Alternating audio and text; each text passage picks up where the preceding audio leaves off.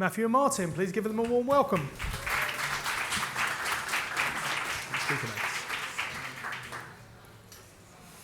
Hello everyone, I realise we're standing in between you guys and lunch, so I've asked the organisers to lock the doors and not let you out. No, we'll get through this quite quickly, so yeah, keep up. Cool, so I'm Matthew Duhig, I'm the Managing Director and one of the co-founders at FX Digital, where I lead the team and support our clients in their strategy and the execution and delivery of high-quality TV applications. And I'm here today with Martin Tyler. Hi, my name is Martin Tyler. I'm Head of Quality Engineering for FX Digital, and my teams build the tools and technologies we're here to talk to you about today. Thanks, Martin. So for those of you that don't know us, just going to quickly share with you who we are. As I said, we're FX Digital, and we build connected TV applications. We operate across a range of services, so that includes strategy, product design, where we create high-fidelity mock-ups and advise our clients on where they might want to launch their TV applications. But also, of course, we have a large engineering team that are familiar with using all sorts of technology like Preact, React, Lightning, even BBC Tau. We've kind of used it all. And then we have a QA team. You're not really a connected TV specialist without a really capable, expert QA team. And over in our office in Old Street, we have tons of QA team members that do a lot of manual testing for us. But most recently, as Martin's alluded to there, we now have a QE team, which basically manage and set up the test automation tooling that we have at the company and help our teams use it. And up until this point, we've been essentially operating that automation across our clients that we build the applications for, and more recently have started offering QA automation as a service to clients that might be building their own applications. Here's a bit of a flavour as to the kind of setup we have in the lab in Old Street. TVs that we automate on, we don't need to see the screen, so we stack them sideways on shelves, and we automate a lot of set-top boxes as well, which I'll talk about in a second. So I think a really interesting picture was shared earlier by Andy, Maria, and Thierry about the operating system kind of space of connected TV and how fragmented it was. And I kind of wanted to go one step further than that and talk about how not just the operating systems being fragmented, but the different instances of those TV devices, say, for example, where you have Samsung and you've got models of year of that TV from 2017 all up to 2024, the way that operating system is on that TV is interpreted quite differently across those years. So you can't guarantee that if your TV application works great on a 2024 Samsung TV, that it's going to work great on a 2017 Samsung TV. The only way of being sure that your application is pretty pristine across all those devices and all those versions of model year TV is to manually test it across all those TVs. Really, like I said, this is fragmentation, and it's a big issue in the industry. And especially because our clients have big ambitions. They want to launch very quickly across these devices because launching onto a new device for them means more eyeballs, more revenue, and it helps them to grow their audience base. To give you an example of one of our customers and the success we've had more recently with automation, in the last 6 months for BritBox, we launched across 5 different set-top box devices, which is a pretty quick pace. And how do we do this? Really, it's through automation. So just to give you a bit of a flavour as to some of the case studies of clients that we're working with at the moment, this is Dyn. This is an operator based in Germany. And for those guys, we've launched recently across Sky Q, Amazon Fire, Android TV, Samsung Tizen, and Magenta. So you can see there's some kind of big smart TVs there, but there's also some fiddly, tricky set-top boxes. And for Dyn, we actually automation test on 9 different devices. I know there's only 5 there, but some of those devices have variants, like I mentioned. And across those 9 devices, we test every single day. We automatically regression test every day. How does that look? Well, at 6:30 in the automation lab, an automatic test function kicks off, and for the next 12 hours or so, that will be running through automated tests. That equated last month to about 63,000 test cases being run for Dyn across those devices. And as you can imagine, that is a lot of QA time. If we did that manually, that would be about 165 days of QA time saved. It's pretty big. Similar story for BritBox, where we're across those 5 different set-top boxes. 6 different devices there are being automation tested. And again, that's because there's variances in those devices. And for those guys, we're testing over 40,000 test cases a month. And that is, of course, the accumulative from those daily test cycles. And that's about 180 days of QA time saved in a month alone. So lots of really great results. But today we're here to talk to you about how achieving those results has really not been easy at all. And if I pull you back 3 years to what we look like as an agency, we were doing everything manually. So here's one of our team members, Michael, in the office testing, I think that's Tennis TV. It was all manual. It was remote controls, ploughing away, just getting through loads and loads of test cases. And we have multiple projects in flight. You know, we're not just a single service provider. We work with lots of different clients. And at any one time, we might have 6 applications that are being tested. And that really is quite busy. So in QA being entirely manual, every time we come to do a regression, it would take 2 weeks and it would be a huge bottleneck and it was a real pain. Now we're doing those regressions every day, nightly. But really, how did we solve this is what we want to talk about.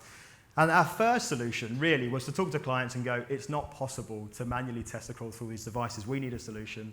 And we would agree to test on a limited set of those variants of devices. So if we take Samsung, we might test on 2017, 2024, or maybe one in the middle, 2019. And obviously the challenge there is that we're then putting ourselves in a position where we're releasing stuff that's unpredictable. We haven't seen it on a 2018 Samsung, so we might be releasing bugs into production. That's not good enough. Like I said, our clients have big ambitions. They wanted more platform supported in quicker time.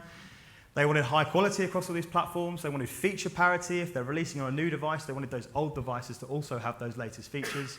And of course, they had budget constraints. They couldn't just chuck 15 QA team members on a single project. It just wasn't feasible. So Martin, being the great guy he is, had a chat with me and we need to kind of solve this problem. And what do we think we would do? Well, let's look to automation technology. Loads of technology exists in the marketplace already. Let's just pick one of those, pop it in, easy. Let's do that. That would solve all of our problems. And really, this is, again, the story about how technology, the machine, can only do so much. It really comes down to also the people, the process, and scaling those things to effectively implement test automation. Thanks very much, Matt. So yeah, we jumped straight in and we found an open source test automation framework. We put that together and we started testing on one of our existing projects that was ongoing. But the problem is that most of those open source technologies, they're primarily designed for web and mobile applications, and connected TV applications are quite different. So it worked and it proved the theory, but it left lots of room for improvement. And what we then did is held a hackathon. Oh, no, we didn't. So we just went back to the drawing board and we just thought about what is the things that we need from a test automation framework. So first of all, we didn't want to make any modifications to the client application. If you start modifying the client application, you're going away from what the client's seeing in their living room, and you're back to square one, doing lots of manual testing. Secondly, we wanted a framework that was designed for connected TV first. We didn't want it to be an afterthought. Remote control navigation and focus control, they're fundamental parts of a connected TV application, and we wanted to be building features from the ground up for those, really.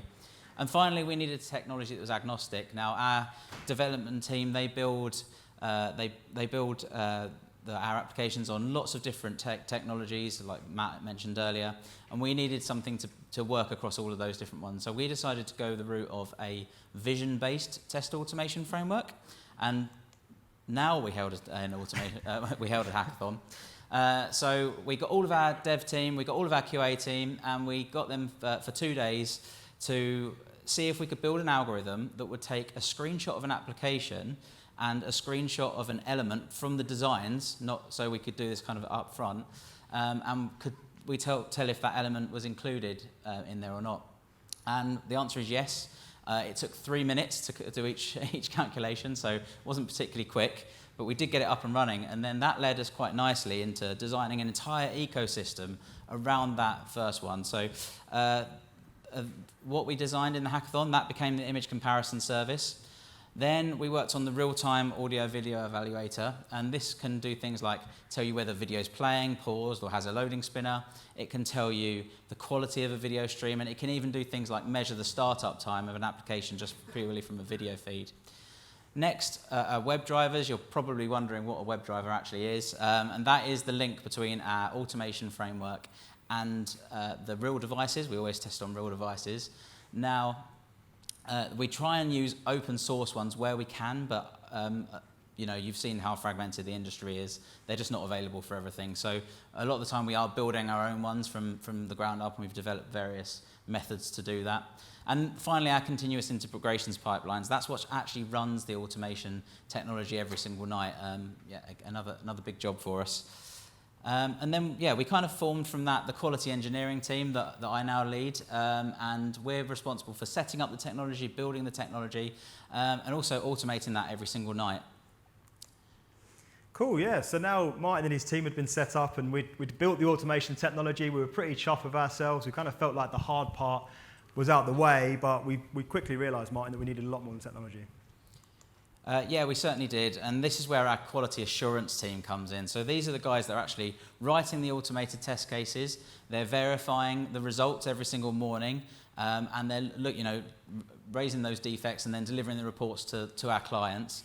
And of course, you cannot forget our engineering team, another very important team. Now, they had to change their workflow a little bit for the fact that rather than getting feedback maybe every couple of weeks as things went into main, they were getting feedback every single day.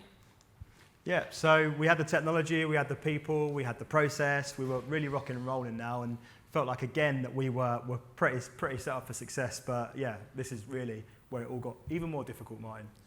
Yeah, so everyone was kind of going around celebrating, including myself. And then, yeah, coverage was increasing across all of our applications. We were getting quite good coverage rates, but the truth was the pass rates were dropping at the same time. And this is really the story of us scaling up automation from just merely having a technology in place to being able to use it on a daily basis to the sort of numbers that Matt was showing you earlier. Now, this is only a selection of the problems that we faced. We faced many more than this over the years that we were doing it, but this will kind of give you a bit of a flavour about how difficult it can be.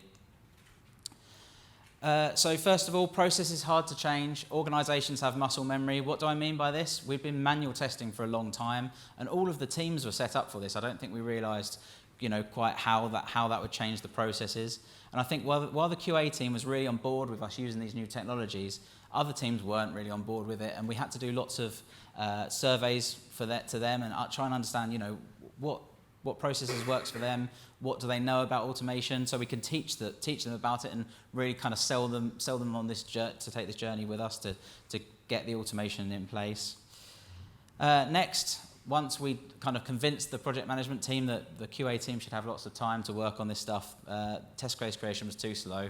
We weren't creating the test cases anywhere near at the pace that we wanted to, and this is where we decided that we would build a tool called the test case generator, and this would take a list of elements that are included in the page and generate like the boilerplate test cases. And this kind of created about 80% of the test cases. So you can imagine that really sped up that process where it was quite slow before. It was now much faster. And then, of course, once we'd created the test cases, the next bottleneck was analysing those results. Every single day, the QAs would come into work and they would have huge log files to go through.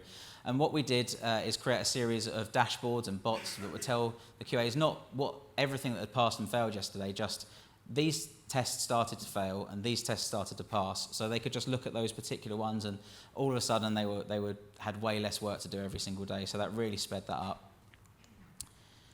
And then, we said earlier, our QA team were predominantly trained in manual. That's what they'd been employed to do. So we had to train all of them up, and we had to kind of work out the best process that would work for our particular business. And we created a process that we called the test case triage sessions, where the QE team and the QA teams would sit together on a daily basis, and we would kind of go through and train them and go, okay, this isn't really quite right with your test case. Maybe you should do it like this, or So we then also, during these triage sessions, of course, it wasn't just all about the QAs maybe writing the test cases a little bit wrong or the process being wrong. It was bugs in the framework that we built. We built this massive ecosystem, and you can imagine there were bugs. So we would spend the triage sessions as well looking for those, and then fix those in the afternoon, and then check those again the next morning. So yeah, it was, as you can imagine, it's quite an intense time. And then, of course, our technology needed to scale, not just the software, but also the hardware. And Matt, I think you may remember this next photo. Yeah, so this is a photo of one of the servers that Martin actually purchased. So I had to be pretty liberal in allowing various purchase requests through the company. So yeah, I think a bit of advice for if you're setting this stuff up is you've got to be prepared to spend a bit of money on the hardware side of it as well. And yeah, then everything was kind of running, and we were started to be a victim of our own success, which kind of happened a few times, and the tests were just taking too long. They were no longer ready to analyse by the QA teams first thing in the morning. So what we did is we did a massive refactor of all of our code, and we halved the time that everything took to run. So yeah, massive amount of work went into that. And then this one, you would have thought in January in London, if your aircon failed, maybe it's not a massive problem, but it was an incredibly big problem, and it reached nearly 30 degrees in our lab, and we had the door open and fans going, so we didn't have to switch things off. I've got an app on my phone that allows me to monitor the temperature of the lab 24 hours a day, and Matt's number on speed dial in case something does go wrong. So I think if you're thinking about getting a room and filling it with TVs, think about this. It's a real headache, this one. And then the project teams were really making use of the automation now.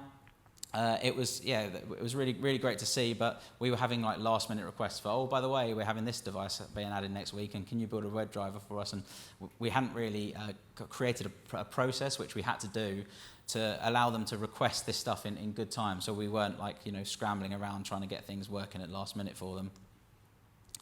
And then finally, automation support. So we had lots of questions from the QA team. Or how can I test this? How can I kind of do this? And they were working a bit more autonomously. So we wanted the QA team to build more features.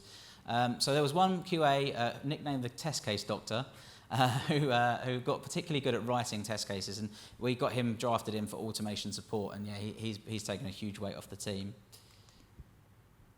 Yeah, and then really after months of, years of persevering through those scaling challenges, I think, Martin, one day we kind of went into the office and something interesting happened. Yeah, that was certainly the case. So I remember walking in one morning and I looked into a meeting room and I saw the automation logs up on the TV, and yeah, all the project team sitting around it, and I was like, oh God, we've actually done it. We've actually ingrained this in the process of the organisation, and we really are using this. And Matt, I remember you saying to me in one of the leadership team and head of department meetings that the pass rates have dropped. I'm a bit worried about that, and kind of those moments make you really realise how much we rely on this as an organisation now. And you can see there some more numbers. So in the last month alone, we've saved 551 days of QA testing. That's a year and a half of someone sat there pressing buttons on a TV app. So it's nice for our QA teams to not have to do that. And 145,000 test cases in last month alone as well. And of course, we've learned an awful lot along the way, and I can't tell you all the lessons we've learned today because we simply don't have time. But these are a few that I want to share with you. First of all, automate as much as possible, not just the testing, writing the test cases, analysing the test cases and everything around it, because that's going to save you a lot of time and really make it worth your while. Secondly, there's no such thing as set and forget. You're not going to be able to switch your TVs on, leave them on a shelf and expect them to work forevermore. You're going to have to do lots of different things, and it's going to depend on what device it is as to what you're going to need to do to keep that online 24/7. And then the next one, build with scale in mind. It's really important to do that right from the start, and I don't think we realised how much we were going to scale our automation, so we maybe didn't think about that at the start, but that's definitely a big lesson we learned. Yeah, so really in the battle between mankind and machine, I think there's no real clear winner, but what I can say for sure is that we can't have the machine without mankind. We couldn't implement the technology and just kind of, like Martin said there, set it and forget it. We had to also go through the pain of changing our process internally as an organisation and making sure that the people were trained in what they needed to do. So yeah, this is really the story of how we have to collaborate with that technology, and we can't just leave it. Cool, so that's where we're at now. Yeah, like Martin said, I think we'll end it on this slide here. We've got some time for questions, and yeah, of course, if anyone's interested in automation at all, come and speak with us. We've had 3 years of pain doing this and setting it up, so know lots about it. And yeah, if anyone needs any help doing it themselves, then of course we provide that too. So thank you for everyone listening, and if you've got any questions, go for it. Okay. Have you integrated automated testing for advertising, which means checking that the advertising is played, but also that all the trackers are being sent? So we've got the ability to read the log files as well, so we can check the logs to make sure that the right events are happening, and we can tell you whether the video is playing or not. We haven't actually got to the point where we can tell you, yes, this particular advert is playing though. We would still, and I think this actually maybe we glossed over this a little bit. We would still say automation's not the one and only answer. You're still going to have to do manual testing alongside that. Would never recommend anyone to not do any manual testing. Nice. Any other questions at all? Cool.